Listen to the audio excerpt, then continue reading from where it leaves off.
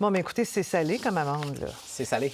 C'est historique. Et encore une fois, on s'y habitue jusqu'à un certain point parce que c'est Donald Trump et on a tous les scandales et les controverses qu'on connaît au type. Reste que, juste sur la question de Mme Carroll, il y a quelque chose d'absolument ahurissant dans la mesure où il y avait un premier procès il y a à peine quelques mois, là, ça fait pas 15 ans. Il y a à peine quelques mois, il avait déjà été non seulement traîné devant les tribunaux, mais reconnu responsable au civil de l'avoir agressé sexuellement, ce qui...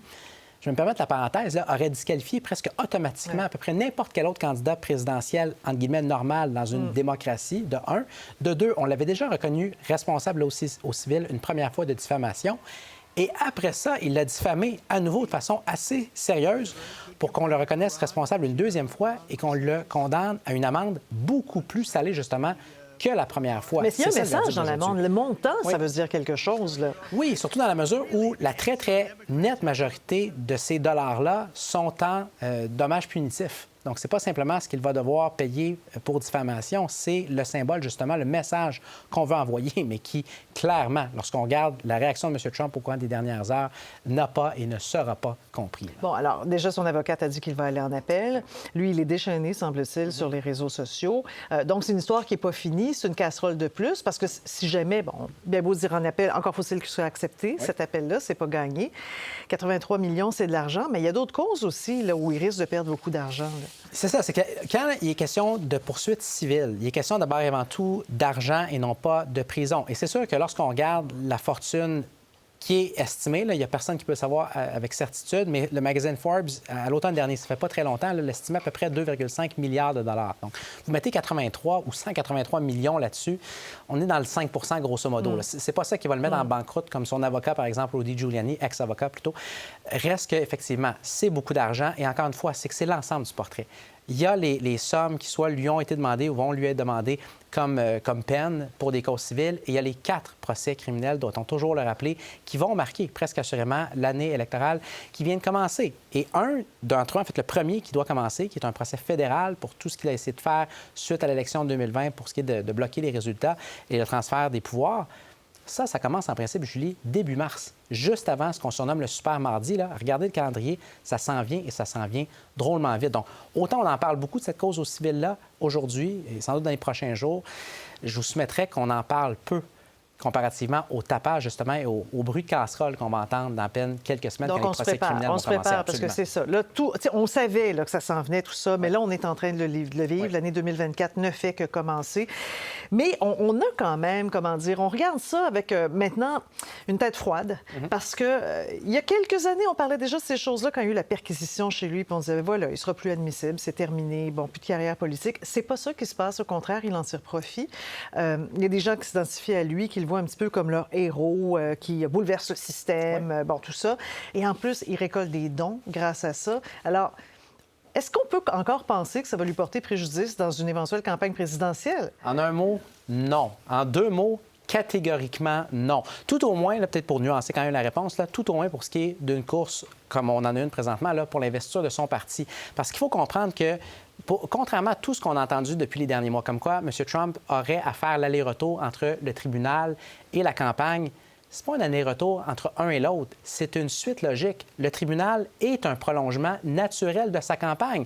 Parce que ce soit au civil, que ce soit au criminel, que ce soit à New York ou à Washington ou en Floride, lorsqu'on va avoir le procès, on présume, dans les prochains mois, sur la cause de Mar-a-Lago, des documents confidentiels, vous y faisiez référence vous-même il y a un instant avec la perquisition, le très spectaculaire de 2022. Dans tous les cas, ça lui donne une plateforme, des plateformes, en fait, rêver pour marteler son message, qui est le même, qui est de dire non seulement je suis victime d'une chasse aux sorcières, mais je suis victime de cette chasse-là, cette vaste chasse aux sorcières-là, parce que je suis votre champion, parce que je suis le seul à me tenir devant ces élites et ce système corrompu, donc ils sont prêts à tout faire pour m'empêcher de vous défendre.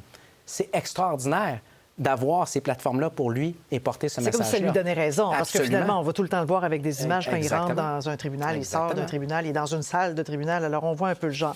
Parlons de son adversaire actuellement, parce qu'avant d'affronter Biden, si ça arrive, il faut qu'il soit choisi, hein? Il faut qu'il remporte les primaires. Il reste une seule adversaire, Nikki Haley. On se demande pourquoi Mme Haley, elle poursuit. On a vu Ron DeSantis laisser tomber, puis on commence à comprendre que les commanditaires, ils sont aussi pour quelque chose, parce qu'à un moment donné, on se dit pourquoi on continuerait à payer pour ça. Exact. Comment ça se fait qu'elle a encore des commanditaires, elle? C'est une bonne question. Et c'est une question que ces gens-là vont se poser forcément s'ils n'ont pas déjà commencé. Soit dit en passant, il y a au moins un de ces plus riches donateurs, là, M. Hoffman, qui a déjà annoncé dans les derniers jours que lui, il pesait sur le bouton pause là, pour ce qui est non seulement de donner de l'argent, mais de l'aider à amasser. Parce que des fois, c'est pas simplement qu'on va collecter des sommes auprès d'un riche donateur, c'est que ce riche donateur-là a un réseau extraordinaire d'autres riches donateurs. Il est un levier, là. Oui. Exactement. Donc, pour elle, ça pourrait être ça, essentiellement, qui commence à lui rendre la vie très, très difficile pour ce qui est de s'accrocher.